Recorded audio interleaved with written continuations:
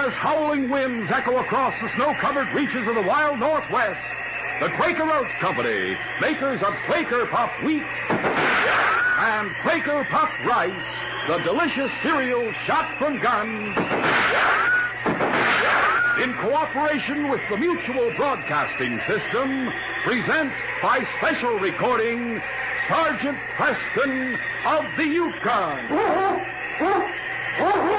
It's Yukon King, swiftest and strongest lead dog of the Northwest, breaking the trail for Sergeant Preston of the Northwest Mounted Police in his relentless pursuit of lawbreakers. And King, on you, Husky!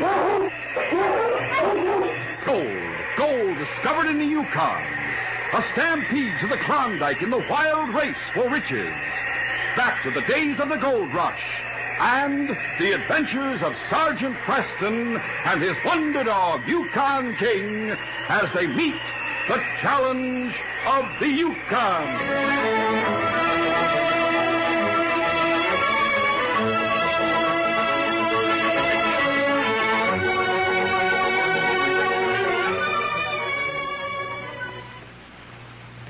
Say, junior high students, now's the time to start thinking about your career. You don't have to actually decide exactly what profession you want to follow, but you can open the door on any career by choosing your high school courses wisely. For instance, be sure to include enough math and science courses. Over 40 professions need a background in these two subjects. If you later decide that you want to study for medicine or engineering or teaching, then you'll be ready, and you'll be that much further along in college. In tomorrow's technical world, this training you get today will pay off in better jobs. Don't be afraid of math and science. It may seem a little tough now, but someday you'll be glad you got an early start. So choose your next year's courses well. Include the math and science courses you need. And keep the door to your future open. This message is brought to you as a public service.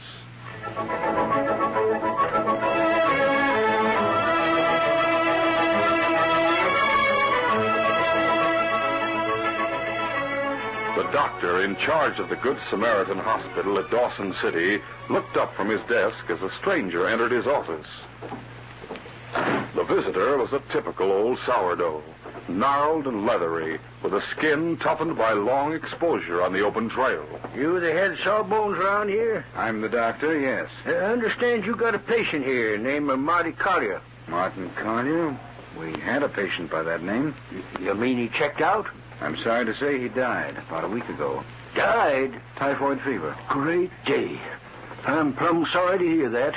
Were you a friend of his? Sure was. Marty and me were partners. Didn't he leave nothing for me? A message or a letter? Something like that? He did leave a letter for someone. I have it here in my drawer. Yes, here it is. May I ask your name? Joe Bago. By cracky, I'm sure that letter must be for me. Yes, you're right. It's addressed to Joe Bago. Here you are. Thank you, Doc. Thank you. I'm certainly sorry you didn't get to see your friend before he died. Yeah, sure. So am I. But we all got to go sometime, eh, Doc? Well, so long. Goodbye. Joe Bago thrust the letter inside his pocket and hurried back to his hotel. It was not yet 5 in the afternoon, but darkness had already fallen. When he reached the door of his hotel room, he inserted the key in the lock. Oh, that's funny. It's unlocked. I reckon I must have forgotten to lock it. What in tarnation did I do with those matches? Oh, there they are. Now to get some light in here. Good evening, Joe. Snake Eye. That's right. Long time no see. You and Marty shouldn't have run out on us that way, Joe. We had a hard time finding you. Just to be on the safe side, let's see if you're packing any hardware. Oh, 6-gun, huh? I'll just relieve you of that if you don't mind. What do you want? I'll give you 3 guesses. I ain't got the gold, Snake Eye, honest I ain't. Not here, you haven't. I know that already. Because I searched the room while I was waiting for you to get back. Then you know I'm telling the truth. I said I know you haven't got the gold here. I reckon you know where to lay your hands on it. No, I swear. Shut up, you sniveling old fool. What are you aiming to do with me? I'm aiming to squeeze the truth out of you. First, we're taking a little trip, you and me. trip? To Grand Forks. Clint Sutter is mighty anxious to see you. Now turn around and start moving. Snake Eye's team was hitched up and waiting outside the hotel. He forced Joe to sit on the sled and then headed eastward out of town. Several hours later, they arrived in Grand Forks, a raucous community which had grown up at the junction of Bonanza and El Dorado Creeks. Snake Eye halted his team in front of a garish establishment which bore a sign reading, Clint Sutter's Poker Gold Cafe. Oh, thank you much. Hold there. All right. Get up off the sled and go on inside. All right.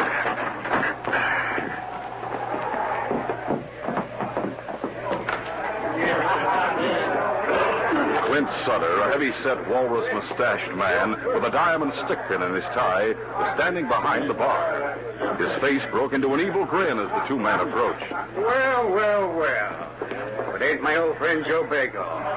Hiya, Joe. Howdy, Clint. Joe's anxious to have a little chat with his boss. Sure. We're anxious to have a little chat with him. I reckon we all better go in the back room. Come on, Joe.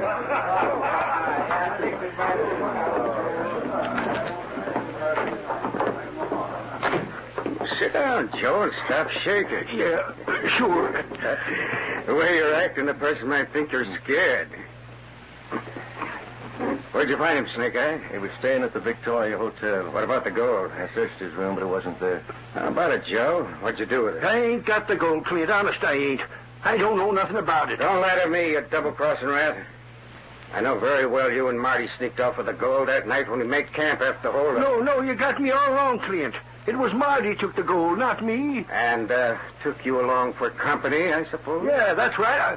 I mean, no. He pulled a gun on me. Made me go with him. You're a dirty liar. Looks like he needs a little persuading, boss. No. Wait a minute. I'll tell you the truth. That's better. Hurry up and start talking. It's true me and Marty did sneak off with the gold. We headed south. And a few days later, we had a brush with the Mounties. So we figured we better split up. What'd you do with the gold? We buried it somewhere down near the Stewart River. What do you mean, somewhere? It was somewhere out in the bush. We drew a map showing how to find the exact spot. And we tore the map in two and each took half. And we're going to meet in Dawson later on and match up the halves. Hey, Clint, I'll bet Marty's half of the map was in that letter he left for Joe. What letter are you talking about? You know what letter he's talking about. Marty Collier died in the hospital. Snake Eye found out from the doc that he left a letter addressed to you. Oh. So you know about that, huh?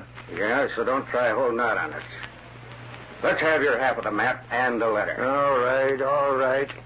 Here's my half of the map, and here's the letter. I ain't even opened it yet. I'll open it right now. There's no map in here. Some kind of a written message. What's it say, Clint? Dear Joe, looks like I'm due to cash in my chips. So I'm sending my half of the map to my brother Ralph down in Seattle. His address is written below. Get in touch with him. Let him have my share of the gold. So long and good luck, Marty. Boy, that dirty skunk, he's tricked us. We can't find the gold without the other half of the map. Yeah, that's right. But maybe we can get the other half. Oh. We'll have Joe here write to Marty's brother and arrange a meeting here at my cafe. You savvy? Yeah. Hey, smart idea, Clint. Smart idea.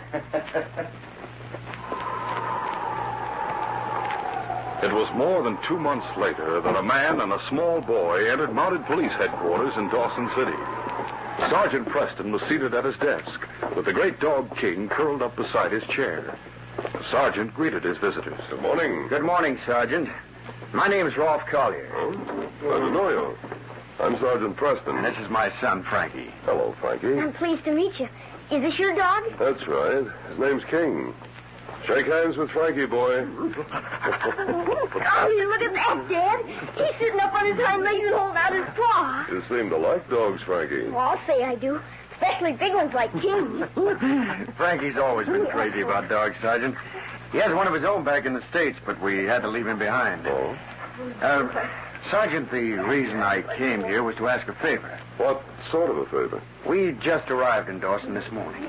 And now I have to go out and see a man at Grand Forks.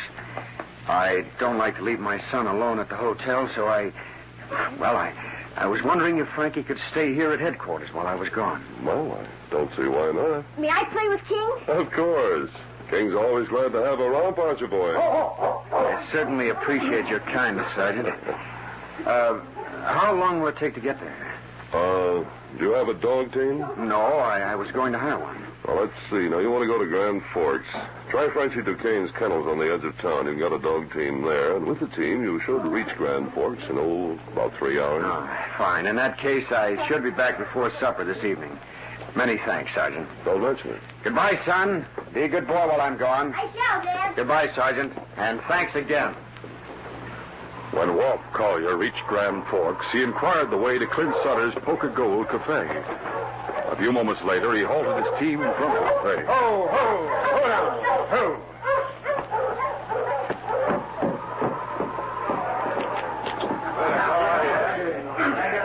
Clint Sutter was standing behind the bar. I'm looking for a man named Joe Bago. Joe Bago? Say, you wouldn't be Ralph Collier, would you? That's right. Well, I'm mighty pleased to meet you. I'm Clint Sutter. How do you do? Joe's upstairs right now. He's been expecting you to show up one of these days. I tell you, you go in the back room and sit down. I'll go get him. All right, fine. Rolf went in the back room to wait. A few moments later, Clint Sutter and Snake Eye entered. This here is Joe Bago. Joe, I'd like to have you meet Ralph Collier, the gent you've been expecting. Oh, howdy. Reckon you got that letter I wrote you. I got the letter Joe Bago wrote me. What do you mean by that? Just what I said. You implying that I'm not Joe Bago? That's exactly what I'm implying. According to my brother, Joe Bago is an old man, nearly bald. You obviously don't fit the description. You're pretty smart, ain't you, Collier? Smart enough to know you two aren't on the level. Now, if you'll get out of my way, I'll be leaving. Hold it, mister. This gun says you're staying right here. And if you don't want him to pull that trigger, you better hand over the other half of the map.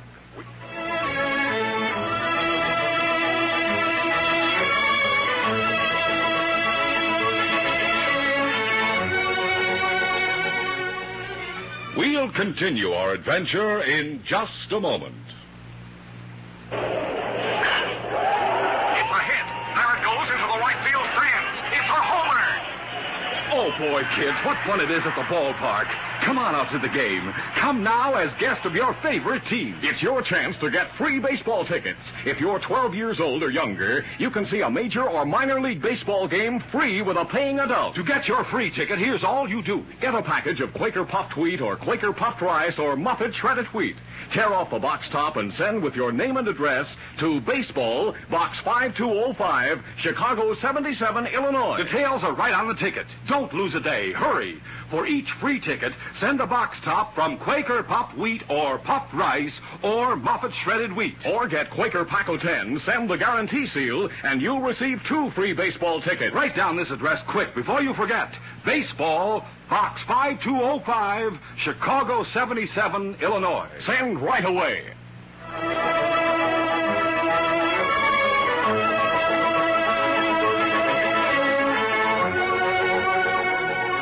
Now to continue. When Clint Sutter and Snake Eye failed to trick Rolf Collier, Snake Eye drew a gun, and Clint said, If you don't want him to pull that trigger, you better hand over the other half of the map. He wouldn't dare pull that trigger. The shot would be heard out in the cafe. Sure. Who do you suppose will come knocking on the door to investigate? One of my hired hands. I'd stick my head out the door and tell him a gun went off accidentally while I was cleaning it. You may as well face it, Collier. We got you trapped. Either give us your half of the map or this gun goes off. You're still out of luck. I haven't got my half of the map with me. We'll see about that. Take off your coat. And don't try any false moves while you're doing it. Rolf did as he was told. Then the two crooks searched him thoroughly, but failed to find the other half of the map. Looks like he was telling the truth, Clint.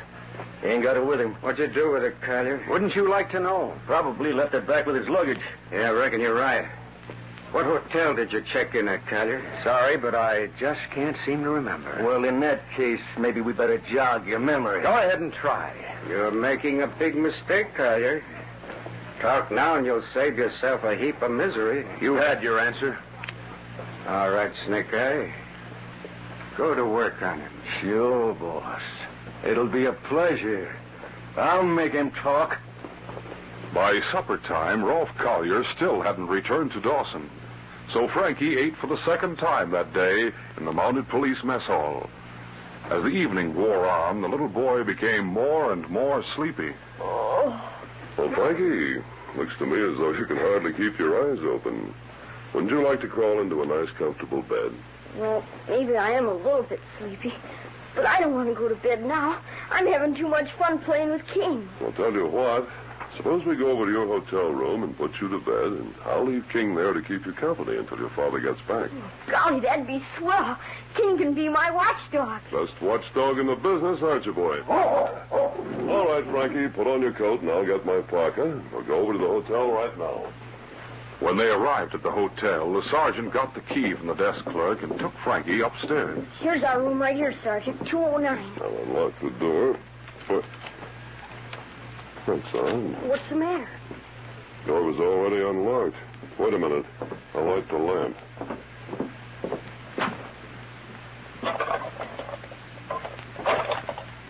Golly, look, Sergeant Preston.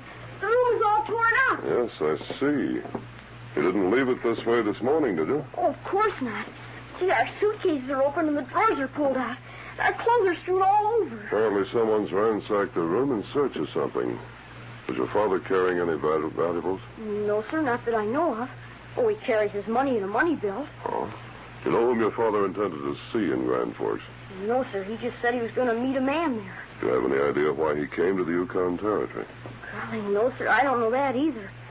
Except once he talked as though he expected to get a lot of money up here. Frankie, I don't think I'd better leave you here after all. What are you going to do? First, I'll speak to the desk clerk and see if he can give us any information, and I'm going to take you back to headquarters for the time being. When the sergeant got back to Mounted Police headquarters, he left Frankie in the front office with King, and then went to see Inspector Conrad. Do you really think there's cause for worry, Sergeant? Well, frankly, I don't know what to think, sir. But I'm wondering if Collier himself may not have expected trouble. What gives you that idea? The fact that he left Frankie here at headquarters. When you stop to think of it, sir, it's rather an unusual thing to do. Perhaps he left Frankie here on purpose, knowing that when he didn't return, we'd start a search. And in the meantime, of course, Frankie'd be in safe hands. Mm. You're building up a theory on pretty slender evidence, Sergeant. I realize that, sir, but all the same, if you have no objection, I'd like to put King on Collier's trail. You can pick up the scent from some of his clothes at the hotel room. Very well. Certainly won't hurt to play safe. Go ahead and trail Collier, Sergeant. In the meantime, we'll keep Frankie here at the barracks. Thank you, sir. Come along, King. At that same moment, Snake Eye was reporting to Clint Sutter in the back room of the Poker Gold Cafe. Rolf Collier, who was gagged and tied to a chair, looked on helplessly as Clint asked, Well, how about it? Did you get the other half of the map? Sure did, boss. Had to tear up the hotel room to find it. Yeah, I got it inside my pocket. Here it is. Let's see if it matches up with the other half. By thunder, it does. Looks like that gold is as good as ours. Well, Collier, we're mighty grateful to you for bringing this other half of the map all the way up here to Yukon Territory. Too bad it won't do you any good. How soon will we start out after the gold, Clint? Tomorrow morning? No, we'll leave tonight. Tonight? How come? Don't forget, we got to dispose of Collier here and Joe Bagel. It'll be safer if we take him away from here tonight. What do we do with him? Kill him? Sure, we'll kill him eventually. First, we're going to make sure Joe ain't tricking us. The gold is really there. Once we get our hands on it, we'll plug the two of them and bury them right there on the spot, where no one will ever find their bodies. Good idea. All right, go on out and hitch up another team. I'll get supplies together. We'll hit the trail as soon as the sleds are loaded. It was nearly 2 o'clock in the morning when Sergeant Preston reached Grand Forks. The cafe was still running full blast. King followed Rolf Collier's scent into the cafe and headed straight for the back room. The barkeeper spoke to Sergeant Preston. What's up, Monty? I'm looking for a man named Rolf Collier. Apparently he came here and went into that back room. There's no one there now. I was in the back room just a minute ago. I'll look for myself if you don't mind. Go ahead. I'll come with you.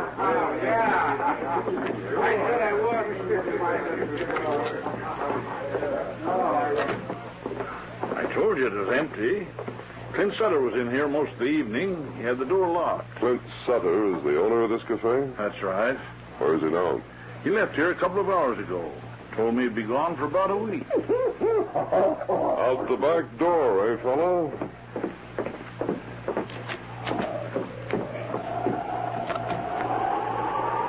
Oh, 2 sleds were driven away from here. All right, King. Looks as though we'll have to hit the trail again.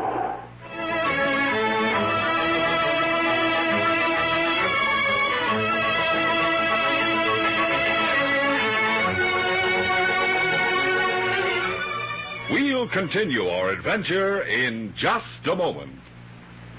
Say, kids, picture yourself at the ball game right now. The bases are loaded with 2 outs.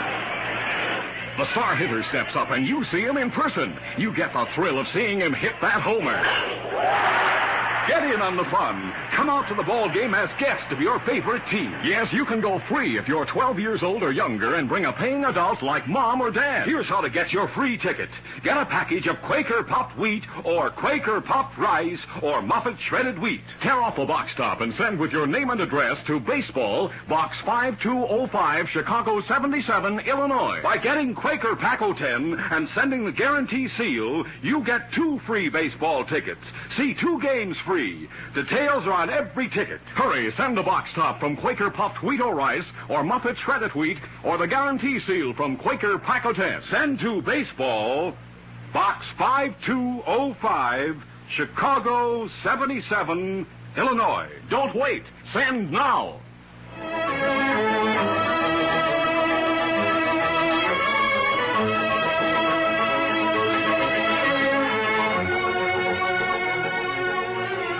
Clint Sutter and Snake Eye traveled steadily throughout the night, but the fact that they were carrying the 2 prisoners on their sleds kept them to a slow pace. As dawn broke, they turned off the trail and headed up a thickly wooded ridge, intending to make camp on a spot where the prisoners could be kept out of sight. A short time later, as they were cooking breakfast over the campfire, they heard a team approaching along the trail below. Snake Eye went to investigate and returned with an excited look on his face. Hey, Clint, there's a Mountie coming. A Mountie? Yeah, he turned off the trail and he's heading up the ridge. Big dog running ahead of his team. Looks like he's following a scent. Holy mackerel. You suppose someone reported that Collier was missing? I don't know, but we better not take any chances. What'll we do? For one thing, we'll carry Joe Bago back in the underbrush, where he'll be out of sight. You stay on guard over him. Make sure he's quiet while I'm talking to the Mountie. What about Collier? We'll untie him and take off his gag. Are you crazy? He'll spill the beans to the Mountie. Oh, no, he won't. Listen, Collier, when that Mountie gets here, you're going to make out like you come along on this trip of your own free will, you savvy? Snake Eye'll be hiding in the underbrush close by, covering you with his gun.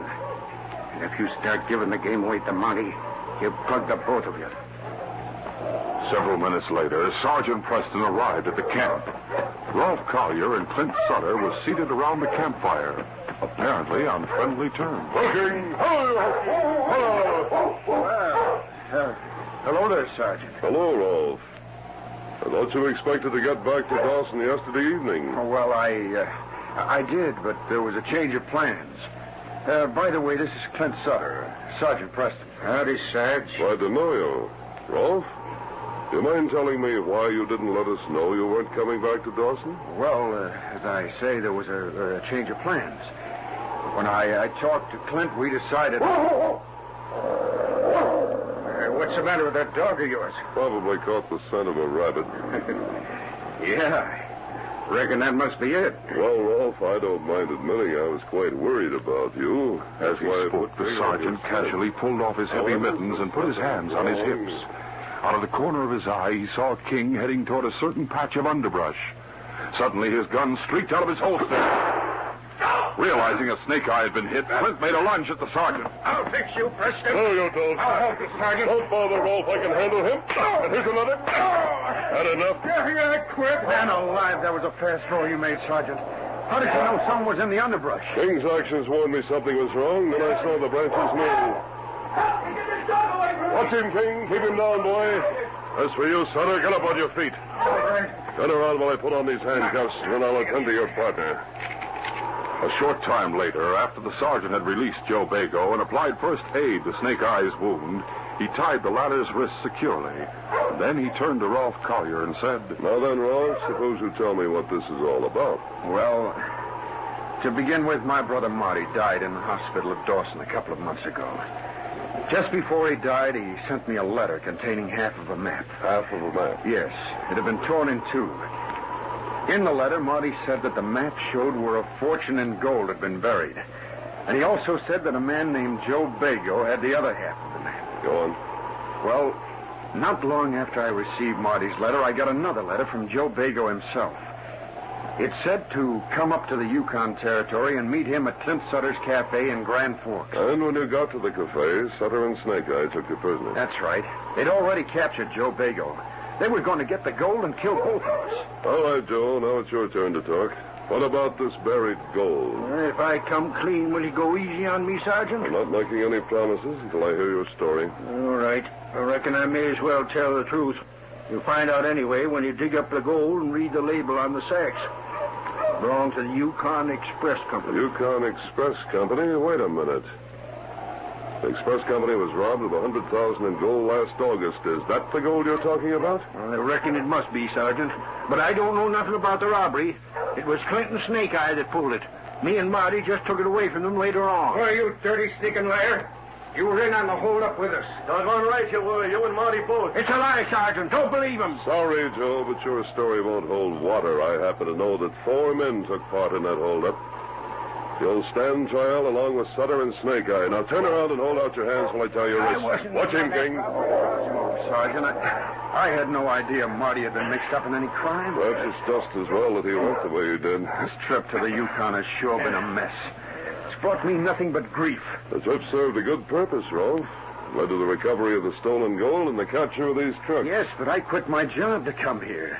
I'll be broke by the time I get back to the States. No, you won't, Rolf. The Express Company posted a reward of $10,000. And I'll see that it's paid to you as soon as this case is closed.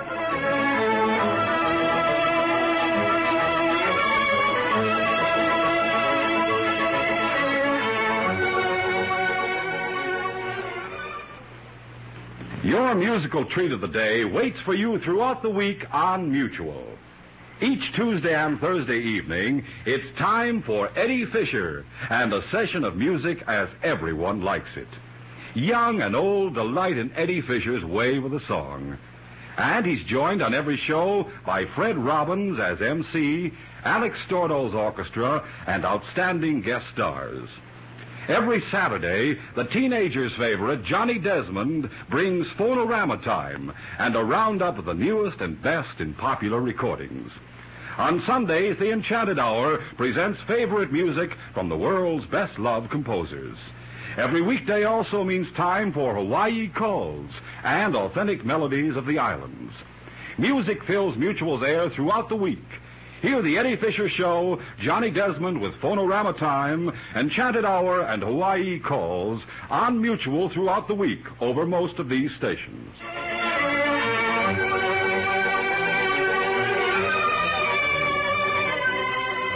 These Sergeant Preston of the Yukon Adventures are brought to you every Monday through Friday at this time by the Quaker Oats Company, makers of Quaker Puffed Wheat and Quaker Puffed Rice, the delicious cereals shot from guns. By special recording in cooperation with the Mutual Broadcasting System. They are a copyrighted feature of Sergeant Preston of the Yukon Incorporated.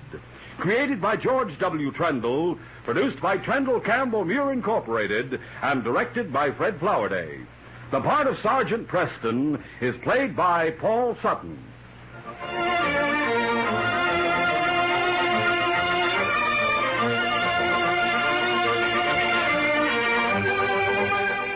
This is J. Michael wishing you goodbye, good luck, and good health from Quaker Puffed Wheat and Quaker Puffed Rice. So long. This is Mutual, Radio Network for All America.